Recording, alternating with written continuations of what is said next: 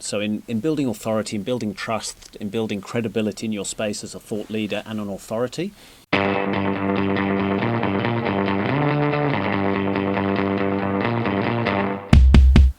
Hello, I've got Adam Fraser with me again. Welcome back, Adam. Thanks, John. Hey, Adam, you come across to me, and I see a lot of what you do, as an expert in podcasting. Yep.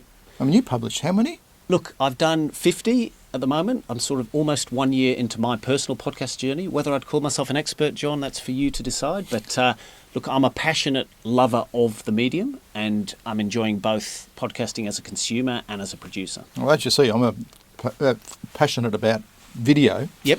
And video interviews and keeping them short and sharp and getting some value out of them. But I thought we'd talk about podcasting. And I was thinking from a couple of points of view. One was salespeople can learn a lot and get access to a lot of really good educational type of stuff about sales on podcasts, right? John, it's a fantastic educational tool. Like I say, my podcast journey began as a consumer. As I was moving into the marketing and the social media space, I probably listened to 5 to 10 hours of podcasts a week.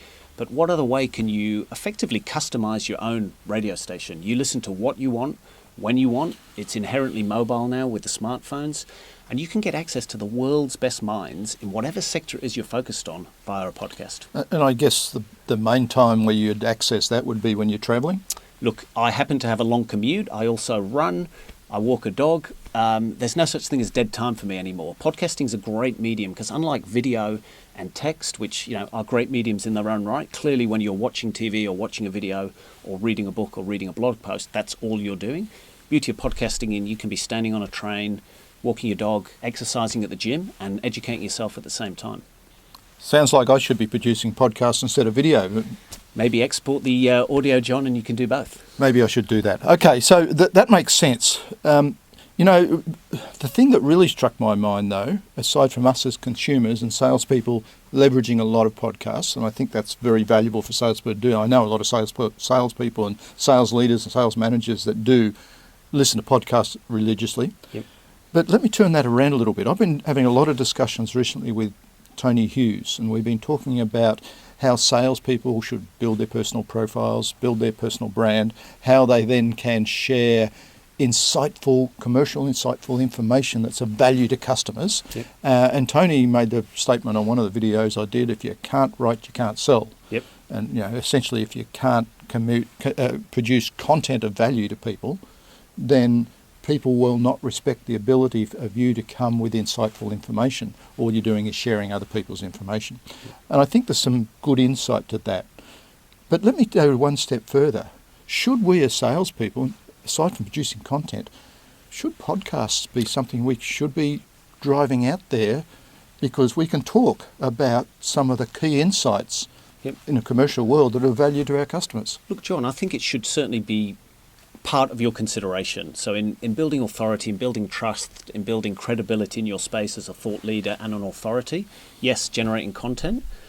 Type of medium, whether that's the written word, whether that's video, whether that's audio, not all mediums work for all people, but podcasting absolutely should be part of the thinking process. And with the tools available today and, on the backbone of the internet, you can get up and running with a podcast very, very cheaply. No, it's just a phone and you can talk it into. Is that good enough? A decent set of headphones, a decent microphone, a few bits of free software, and you're up and away. So you need something more than your iPhone?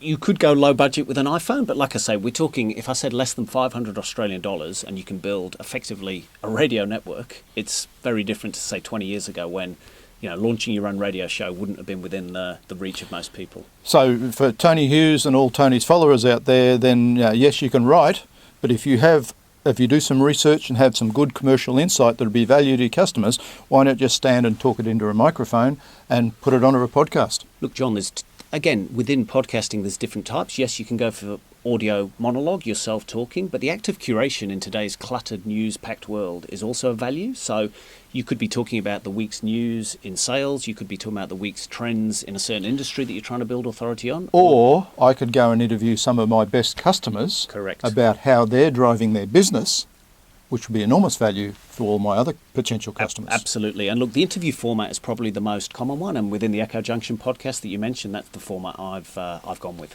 Yeah, we're here because you originally interviewed me, and I love that. And Tony Hughes as well. That's right. Good on you.